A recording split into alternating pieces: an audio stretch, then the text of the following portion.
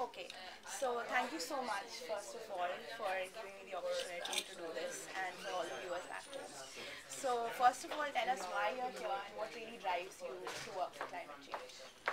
Well, about 2.5 years ago, when Oxfam made me one of their global ambassadors, they gave me the choice to work in any field that I wanted to. That Oxfam is involved in. They're involved in drought and children and education and gender equality and all kinds of subjects. So I started working with children education with Oxfam. Nine is mine, we can, gender equality. But about 12, 14 months ago, I realized after watching Al Gore's An Inconvenient Truth as well as the Leonardo DiCaprio documentary, name I've 11th forgotten, hour.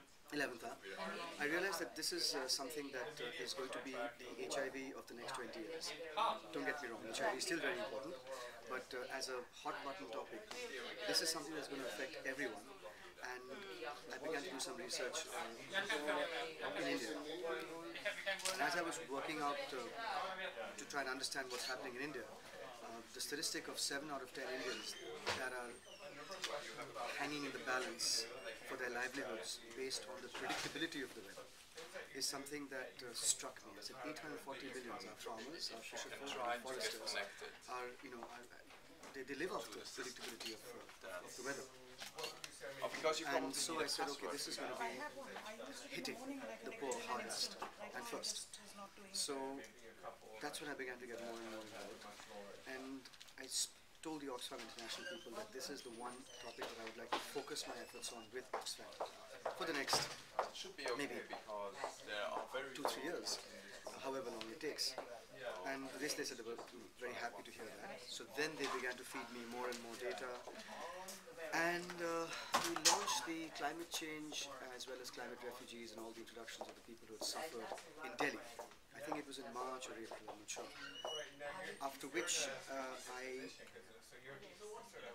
was chosen by the Climate Action Network in Canada to come across to Canada and speak specifically to South Asian communities there who are proving to be very powerful voting blocs, to educate them about climate change such that the next time they have to elect their leaders, apart from things like healthcare and education and taxes, this would be one of the key issues that they would hinge their votes on. I delivered about 9 lectures in 3 cities, and it was hard work because in Canada, Canadians have no clue that global warming is a clear and present danger. In fact, one of the girls said, my textbooks tell me that global warming is cyclical. So what are you on about? 1930s it happened, 1950s it happened, in the 70s, and now it'll happen again and it'll go back to being cool. And so that's the level of indoctrination that's happening in Canada and level of denial that's present in that country. So that was my second really big experience on the issue, and this is the third. Okay. So how do you feel being here and how do you feel the negotiations are shaping up in particular to India? Do you have any messages for our negotiators considering half them read my blog? So there's lots of questions there. First, it doesn't take a rocket scientist to know that Copenhagen is going to fail and that 200 odd countries are going to have gotten together after 2 years of work, after really preparing hard post Kyoto and Bali and Bangkok for this. And the tragedy is, if not now, then when? When will there be a better opportunity for the world to get together, for civil society to be so awoken to this problem? We had approximately 100,000 people when I was addressing the rally on the 12th. There is tremendous amount of awareness in so many countries among civil society on this topic.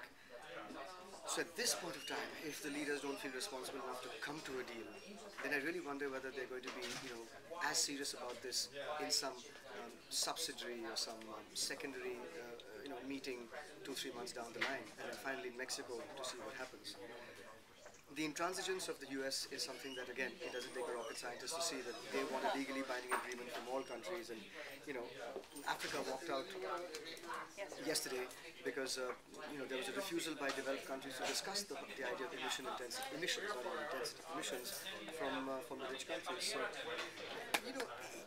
if it's going to take 2 years to go back to square one and say, listen, why aren't you discussing this, the very basic of all issues?